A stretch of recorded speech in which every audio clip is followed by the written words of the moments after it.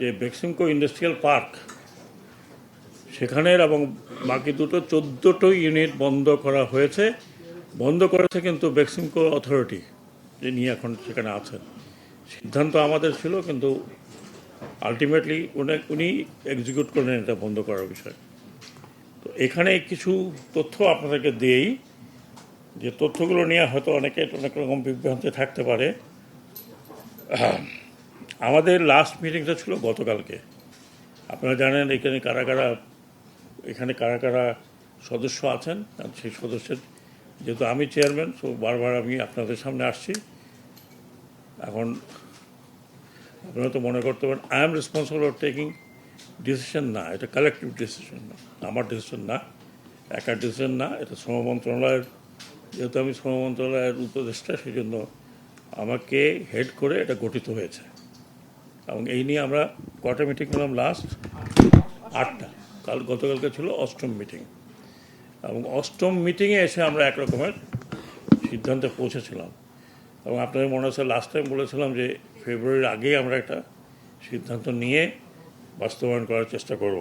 তো এখন আমি যে কথাটি প্রথমে বলতে চাই, আমি এবং আমরা কোনো শ্রমিকের বিরুদ্ধে না, কোনো শ্রমিকের চাকরি যাক এটা আমরা চাইনি, এখনও চাই না, ভবিষ্যতে চাইব না। কারণ আমি বুঝি যে একজন শ্রমিকের পিছনে তার ফ্যামিলি আছে, তার ছেলেপেলে আছে, সম্পূর্ণ। আনফর্চুনেটলি, দুঃখিত আমাকে বলতে হয়, যে এই একটা সেক্টরের একটা অন্যতম বড় প্রতিষ্ঠান, যারা এতদিন আমরা ভাবছিলাম যে বিশাল বিশাল কারোবার, আসলে তা না। আমি গতবার আপনাদেরকে বলেছি যে টোটাল তাদের আপনার লায়াবিলিটি কত। এমনকি আমরা কোনো ব্যাংকের কাছ থেকেও টাকা পেলাম না। প্রত্যেকটি ব্যাংক রিফিউজ করেছে, স্যার 8 টাকা দেওয়া যাবে না। এবং সেটি ছিল আমাদের জন্য ক্রিটিক্যাল, আমরা কোথার থেকে টাকা এনে দেবো। আলটিমেটলি আমরা জোগাড় করতে পেরেছি যা সম্পূর্ণ হিসাব কিতাবে যেটা বলা হয়েছে, সেই টাকাটা আমরা জোগাড় করেছি। এবং ইনশাল্লাহ মানে মধ্য রোজার আগেই সবাই পেয়ে যাবেন। একই সাথে আমি বলছি, একই সাথে শ্রমিক ভাইদের একটা কথা বলতে চাই।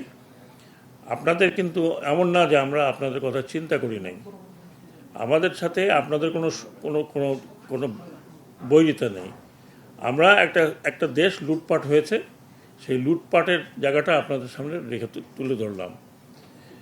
এবং সেই লুটপাটের টাকা কোথায় গেছে তাও আমরা জানি না। 40,000 কোটি টাকা যদি বলা থাকে, আগেও বলেছে যে একটা ব্যাংক থেকেই 23,000+ crore, সেই টাকাটা কোথায় গেছে আমরা বলতে পারবো না। কালকে সিদ্ধান্ত হয়েছে, অত্যন্ত কঠিনভাবে বলা হয়েছে যে এই ব্যাংক এবং অন্যান্য ব্যাংক, শুধু একটা ব্যাংক না, 12টা কি 13টা ব্যাংক, কটা ব্যাংক? 13টা ব্যাংক ইনভলভ, কম বেশি, সবচেয়ে বেশি জনতা ব্যাংক। এখানে গতকালকে মাননীয় গভর্নর সাহেব ছিলেন বাংলাদেশ ব্যাংকের। ওনার কাছে আমি অত্যন্ত কৃতজ্ঞ যে উনি এসে আমাদের অনেকগুলো সলিউশন দিয়ে গেলেন ওনার তরফ থেকে।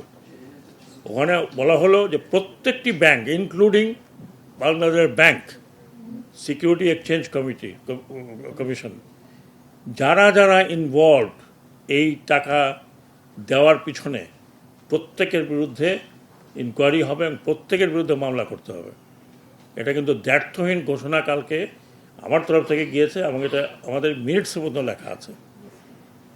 দেয়ারফর এটা মনে করেন না যে লোকজন চলে গেছে, যারা কেউ তো বিদেশে গেছে। যদিও আমি আইন অত ওখানে ক্লিয়ারলি বলতে পারবো, বিদেশে যারা গেছে তারা হয় তারা যদি আসবে ফেস, অথবা ওইখানেই থাকবে এবং নন গ্রাটা হয়ে লোকজন আটকা পড়বে। আমি জানি না কী হবে। আই অলরেডি আস্ক আপনার স্বরাষ্ট্র মন্ত্রণালয় যে দরকার ওদের পাসপোর্ট বাতিল করবেন ইনকোয়ারির পরে। কারণ আমরা এইভাবে লোকজনকে ছেড়ে দিতে পারি না, যারা এতগুলো শ্রমিকের ভবিষ্যৎ নিয়ে ছিনিমিনি খেলেছে। তারা তো শান শকতে এখানেও আছে, বিদেশেও আছে, সবাই সব জায়গায় আছে।